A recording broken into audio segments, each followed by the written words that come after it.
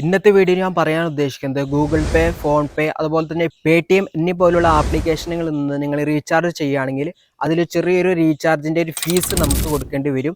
ആ ഫീസ് നമുക്ക് കൊടുക്കാതെ എങ്ങനെ റീചാർജ് ചെയ്യാം എന്നതിനെ കുറിച്ചാണ് ഞാൻ ഈ വീഡിയോയിൽ പറയാൻ ഉദ്ദേശിക്കുന്നത്. നിങ്ങൾക്ക് തോന്നും ഇത് നിസ്സാര കാര്യമല്ലേ? നിസ്സാര കാര്യമല്ല. ഒരു വട്ടം, രണ്ട് വട്ടം, മൂന്ന് വട്ടം ഒക്കെ റീചാർജ് ചെയ്യുമ്പോൾ ബുദ്ധിമുട്ടുണ്ടാവില്ല. ഡെയിലി റീചാർജ് ചെയ്യുകയാണെങ്കിൽ നമുക്ക് എന്തെങ്കിലുമൊക്കെ തോന്നും ഈ ഫീസ് കൊടുക്കാതെ എങ്ങനെ നമുക്ക് റീചാർജ് ചെയ്യാമെന്നത്. അപ്പോൾ ഇന്നത്തെ വീഡിയോ അതിനെക്കുറിച്ചാണ് ഞാൻ സംസാരിക്കാൻ പോകുന്നത്. റീചാർജ് നമുക്ക് ചെയ്യുന്ന സമയത്ത് ഫീസ് കൊടുക്കാതെ എങ്ങനെ നമുക്ക് റീചാർജ് ചെയ്യാൻ പറ്റും എന്നതിനെ കുറിച്ചാണ് ഞാൻ വീഡിയോയിൽ പറയാൻ ഉദ്ദേശിക്കുന്നത്. ഈ വീഡിയോ ഞാൻ രണ്ട് മെത്തേഡാണ് പറയാൻ ഉദ്ദേശിക്കുന്നത്. വീഡിയോ മൊത്തം കാണാനായിട്ട് ശ്രമിക്കുക.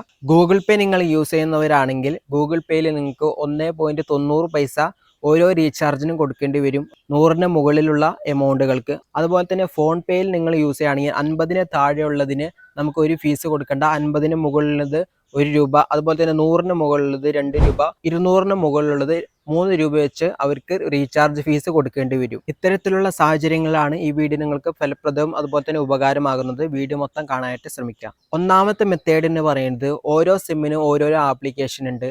ജിയോ സിം നിങ്ങൾ ഉപയോഗിക്കുന്നവരാണെങ്കിൽ മൈ ജിയോ ആപ്ലിക്കേഷൻ ഉണ്ട്. അതുപോലെ തന്നെ എയർടെല്ലിന് എയർടെലിൻ്റെതായ ഒരു ആപ്ലിക്കേഷൻ ഉണ്ട്. അതുപോലെ തന്നെ ബി എസ് എന്നിൻ്റെ ഒരു ആപ്ലിക്കേഷൻ ഉണ്ട്.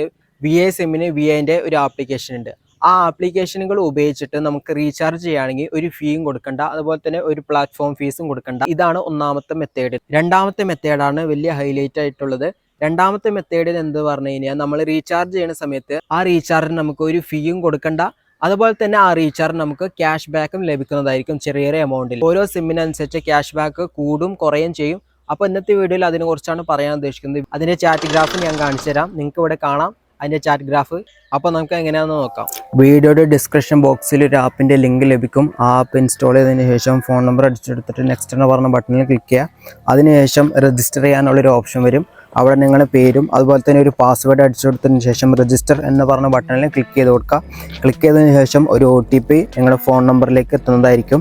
ഞാനിത് പെട്ടെന്ന് പറയുന്നത് എന്തിനാണെന്ന് വെച്ചാൽ നിങ്ങൾ അത്രയും സമയം നിങ്ങൾ വെറുതെ വേസ്റ്റ് ആവണ്ട എന്ന് വിചാരിച്ചിട്ടാണ്. അതിനുശേഷം നിങ്ങൾ വെരിഫൈ OTP എന്ന് പറഞ്ഞ ബട്ടണിൽ അവിടെ ജസ്റ്റ് ഒന്ന് നിങ്ങൾ ക്ലിക്ക് ചെയ്ത് കൊടുക്കുക. ക്ലിക്ക് ചെയ്തതിന് ശേഷം വേറൊരു പേജിലേക്ക് എത്തുന്നതായിരിക്കും. നിങ്ങൾക്ക് വേണമെങ്കിൽ ഫിംഗർ പ്രിൻറ്റ് ഇനേബിൾ ആക്കാം, അല്ലെങ്കിൽ പിന്നെ ഒഴിവാക്കാം. അതിനുശേഷം ഒരു പാസ്വേഡ് അടിക്കാനുള്ളൊരു ഓപ്ഷൻ വരും, 4 അക്ക നമ്പർ. അതിനുശേഷം ഒരു പാസ്വേഡ് നിങ്ങൾ അടിച്ചു കൊടുക്കുക. അതിനുശേഷം വീണ്ടും അത് റിപ്പീറ്റ് ചെയ്തതിന് ശേഷം കൺഫേമിൻ്റെ ബട്ടണിൽ ജസ്റ്റ് ഒന്ന് അമർത്തി കൊടുത്തു കഴിഞ്ഞാൽ അത് വേറൊരു പേജിലേക്ക് നിങ്ങളെ കൊണ്ടുപോകുന്നതാണ്. കമ്മീഷൻ അറിയുന്നതിന് വേണ്ടി നമ്മൾ കമ്മീഷൻ ചാർട്ട് എന്ന് പറഞ്ഞ ബട്ടണിൽ ക്ലിക്ക് ചെയ്യുക. അവിടെ നമുക്ക് അറിയാൻ പറ്റും ഓരോ സിമ്മിനും എത്ര ശതമാനത്തോളം നമുക്ക് കമ്മീഷൻ ലഭിക്കുമെന്നും. അതിനുശേഷം നമ്മൾ റീചാർജ് ചെയ്യാനായിട്ട് നമ്മൾ പ്രീപെയ്ഡ് എന്ന് പറഞ്ഞ ബട്ടണിൽ ക്ലിക്ക് ചെയ്യുക. ക്ലിക്ക് ചെയ്തതിന് ശേഷം മുകളിൽ ഒരു ഫോൺ നമ്പർ അടിച്ചു കൊടുക്കുക. ഫോൺ നമ്പർ അടിച്ചു കൊടുത്താൽ തന്നെ ഏത് ഓപ്പറേറ്റർ ആണെന്നും സംസ്ഥാനം ഏതാണെന്ന് മനസ്സിലാവും. നമ്മൾ അവിടെ പ്ലാൻ കാണാൻ വേണ്ടിയിട്ട് പ്ലാനിൻ്റെ ബട്ടണിൽ ക്ലിക്ക് ചെയ്യുക. ക്ലിക്ക് ചെയ്തതിന് ശേഷം നമുക്ക് ഇവിടെ എല്ലാ തരത്തിലുള്ള പ്ലാൻ ലഭിക്കുന്നതാണ്. അപ്പോൾ നിങ്ങൾ ഏതാണ് നിങ്ങൾ റീചാർജ് ചെയ്യാൻ ഉദ്ദേശിക്കുന്നത് ആ പ്ലാനിലൊന്ന് ടാപ്പ് ചെയ്ത് കൊടുക്കുക. അതിനുശേഷം സബ്മിറ്റ് എന്ന് പറഞ്ഞൊരു ബട്ടൺ ഉണ്ട്, അവിടെ ജസ്റ്റ് ക്ലിക്ക് ചെയ്ത് കൊടുക്കുക.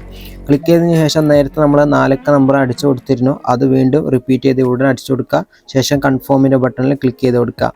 അതിനുശേഷം നമ്മൾ ഇതിലേക്ക് ഈ വാലറ്റിലേക്ക് ഒരു പൈസ ഇട്ടിട്ടില്ല, അപ്പോൾ അത് ഇടണമെങ്കിൽ അവിടെ ജസ്റ്റ് ടാപ്പ് ചെയ്ത് കൊടുക്കുക. ഫോൺ പേ, ഗൂഗിൾ പേ എന്നിപോലുള്ള ഓപ്ഷൻ ഉണ്ട്. അതിന് നമുക്ക് പേയ്മെൻറ്റ് നടത്താവുന്നതാണ്.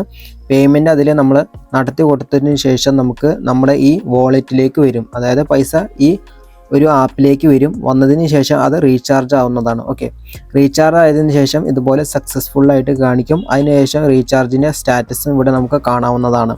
നിങ്ങൾക്ക് ഇവിടെ കാണാം 181 റീചാർജ് ഞാൻ ചെയ്തത് 180 ആണ്. പക്ഷേ 180 തന്നെ നമുക്കൊരു 81 ഒരു ക്യാഷ് ബാക്ക് ഇവിടെ ലഭിച്ചിട്ടുണ്ട്. നേരെ മറിച്ച് നമ്മൾ വേറെ ആപ്ലിക്കേഷൻ ഉപയോഗിക്കുകയാണെങ്കിൽ ഗൂഗിൾ പേ, ഫോൺ പേ ഉപയോഗിക്കുകയാണെങ്കിൽ നമുക്ക് ചെറിയൊരു ഫീസ് കൊടുക്കേണ്ടി വരും.